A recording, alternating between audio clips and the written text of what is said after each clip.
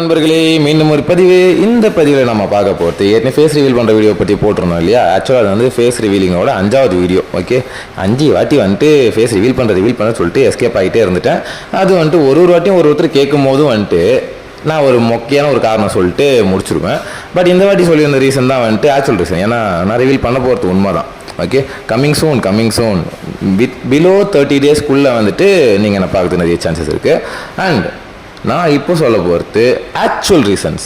Okay, இதுக்கு முன்னாடி சொன்னது கோயிலுக்கு போயிட்டு வரணும் அப்படின்றது அந்த ரீசன் சொன்னேன். ஏன்னா சிவபக்தன், அவர்கிட்ட பர்மிஷன் வாங்கிட்டு வரணும். நான் அது வாங்காமல் வந்துட்டு நான் எதுவுமே பண்ண மாட்டேன். அது எனக்கு நல்லா தெரியும். உங்களில் பல பேரை ஃபாலோ பண்ணிட்டுருக்கேன், அவங்க நல்லா தெரியும்.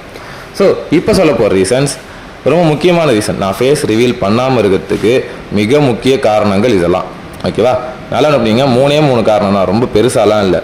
மொதல் விஷயம், நான் ஒரு கேடு கெட்டவன். எனக்கு இருக்க எல்லா கெட்ட பழக்கமும் இருக்குது. சரியா, ஏன் இவ்வளோ தெளிவாக அவன் பேசுகிறான், ஒருத்தன் அவ்வளோ நல்லவனாக இருக்கான்னா அவனை இருக்கிறதுல கேப் மாதிரியாக இருப்பான் அப்படின்ட்டு கருணாஸ் ஒரு வீடியோவில் சொல்லியிருப்பா. அப்படி ஒருத்தவனுக்கு வந்து ரொம்ப நல்லவனாக தெரிறான்னா அவனை இருக்கிறதுலே கேடு கெட்டவனாக இருப்பான், இருக்கு எல்லா மூலமாக தந்தியும் பண்ணியிருப்பான்றான். அந்த மாதிரி தான் கிட்டத்தட்ட நானும். ஓகே, ஸோ அதனால் வந்துட்டு இதுக்கப்புறம் ஒரு வேளை என்னை இத்தனை பேர் ஃபாலோ பண்ணுறீங்க அப்படின்ற பட்சத்தில் நான் என்ன திருத்திக்கணும். என்னை பார்த்து நீங்கள் அடுத்த லெவல் போகணும் அப்படின்னு ஒரு வேளை நீங்கள் புஷ் பண்ணுறீங்க. என்னோட மோட்டிவேஷன் உங்களுக்கெல்லாம் பிடிச்சிருக்கலாம். அதே மாதிரி வந்து நான் செய்கிற ஃப்ராட் தினமும் பிடிச்சிருந்தா அதை பார்த்துட்டு நீங்கள் கெட்டு போயிட்டீங்கன்னா அது எனக்கு விருப்பம் இல்லை. ஏன்னா நான் மெச்சூர் ஆகிட்டேன், நான் பண்ணி திருந்தி வந்துட்டேன். ஆனால் இப்போ வந்துட்டு நான் திரும்ப வரணுன்றப்போ நான் ஒரு சில பழக்கங்களை விட வேண்டியிருக்கு, ஒரு சில புது பழக்கங்களை சேர்த்துக்க வேண்டியிருக்கு. இந்த மாதிரி விஷயங்கள்லாம் பண்ணணும் போது எனக்கு அது இப்போதைக்கு ஐடியாவே இல்லைப்பா. இருக்கிறத எதுக்கு விட்டுக்கிட்டு நல்லா தானே இருக்கேன், எதுக்கு நிறுத்திக்கிட்டு அப்படின்ற மாதிரி தோணுது. இப்போ ஆனால் முடிவு எடுத்துட்டோம், நாளை இறங்கிடுவோம் அப்படின்ற மாதிரி. சரி, ஓகே, கொஞ்சம் கொஞ்சமாக கண்ட்ரோல் பண்ணிக்கலாம் அப்படின்ட்டு நான் கண்ட்ரோல் பண்ணிக்கிட்டு இருக்க ட்ரை பண்ணுறேன். ஓகே, உங்களுக்கு எல்லாருக்குமே தெரியும் நான் லைவ் போடும்போதெல்லாம் வந்துட்டு எப்படி பேசுவேன் அப்படின்ட்டு. ஸோ அதே நிறைய வாட்டி சொல்லியிருக்கேன், நான் அந்தளவுக்குலாம் நல்லவெல்லாம் இல்லைங்கன்ட்டு. ஸோ அதுக்கு ஏற்ற மாதிரி தான் நான் வந்துட்டு எல்லாத்தையும் ஓப்பனாக சொல்லியே பழக்கப்பட்டேன். நான் அந்தளவுக்கு போயிலாம் சொல்ல மாட்டேன். 2வது ரீசன் வந்துட்டு பார்த்தீங்கன்னா, இந்த ஃபேஸ் மாஃபிங்லாம் பண்ணி போட்டு எதிர்கட்சியெலாம் வந்துட்டு நம்ம ஆளுங்க சதற விட்டாங்க அப்படின்லாம் சொல்லிட்டு இருந்தாங்க இல்லையா. மைது மெம்பராக தான் இருக்கும்லாம் சொல்லிட்டு அவங்கள அரெஸ்ட்லாம் கூட பண்ணாங்க. ஓகே, ஸோ அந்த மாதிரியான விஷயங்கள் நானும் ஒரு காமனராக இருக்கும்போது நான் இந்த கம்பெனி சப்போர்ட் பண்ணி பேசுகிறேன்றப்போ எதிர்த்தரப்பாலும் சும்மா இருப்பாங்களா? நான் அவங்கள மாஃபிங் பண்ணி ஒரு வீடியோவும் நான் போட்டது கிடையாது. அது அவங்களுக்கும் நல்லா தெரியும். எல்லாம் அவங்க அதில் என் பேர் இது இருக்கும் சேர்க்கவும் இல்லை இழுக்கவும் இல்லை. பட் அது வந்து எதிர்ப்பு சும்மா இருக்குமா? நம்மளால் பல பேரை வந்து கலாச்சி விட்ருக்கோம்ல. ஸோ அவனுங்க என்ன வந்துட்டு ஆளுக்கு காசை கொடுத்தாச்சு என்ன செய்யணும் அப்படின்ற ரேஞ்சில் அவனுங்க குறியாக இருக்கிறப்போ அவனுங்க நம்மளை டார்கெட் பண்ண மாட்டாங்களா? சரி, டார்கெட் பண்ணால் பார்த்துக்கலாம், மாஃபிங் பண்ண மாட்டேன். நம்ம ஒரு ஃபேமிலி மேன். ஸோ இந்த மாதிரி மாஃபிங் இஷ்யூஸ்லாம் வரதுக்கு வாய்ப்பு இருக்குது.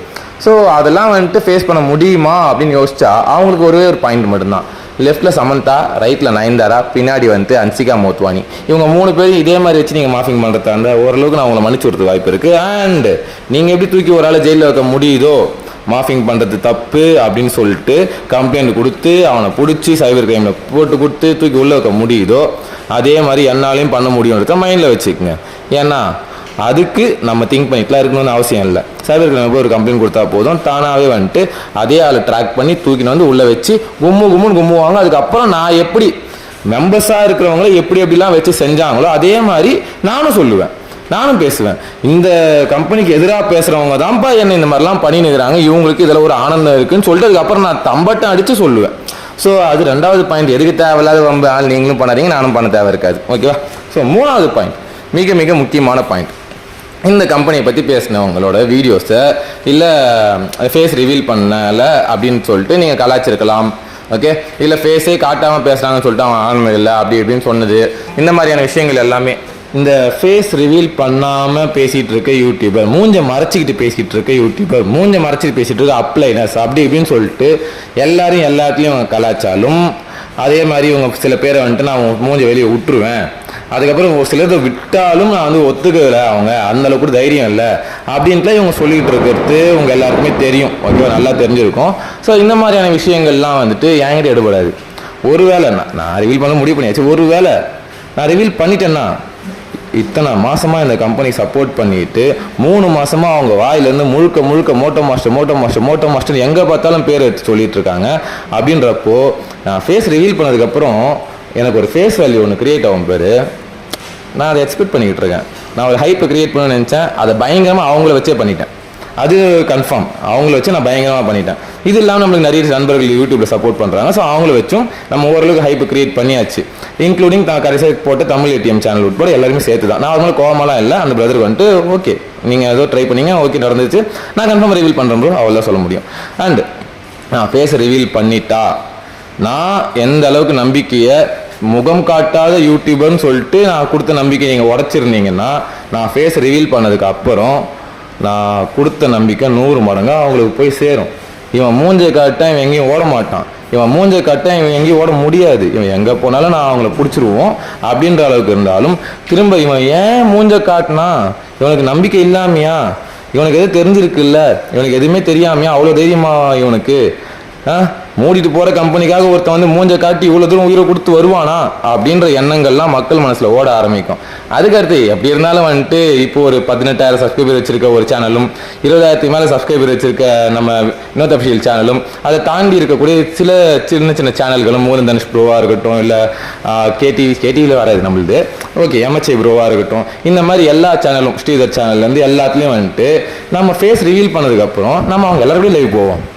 ஸோ லைவ் போகும்போது நான் ஏன் ரிவீல் பண்ணேன், ஏன் மறைஞ்சிருந்தேன், எல்லா காரணத்தையும் சொல்லி கொஞ்சமாக ஃபேஸ் வேல்யூ இன்க்ரீஸ் பண்ணி, எனக்கு சொன்னாங்கல்ல உன்னாலலாம் 20,000 சப்ஸ்கிரைபர் வச்சுருக்க இன்னொரு சேனல் ஓவர்டேக் பண்ண முடியாது, உன்னால் முடியாதுப்பா, அது எனக்கு தெரியும், உன்னால் முடியாது, ஆனால் என்னால் முடியுமா முடியாதுன்னு நீங்கள் சொல்லக்கூடாது, என்னால் என்ன முடியும்னு எனக்கு தெரியும், அதுதான் என்னோட நம்பிக்கை.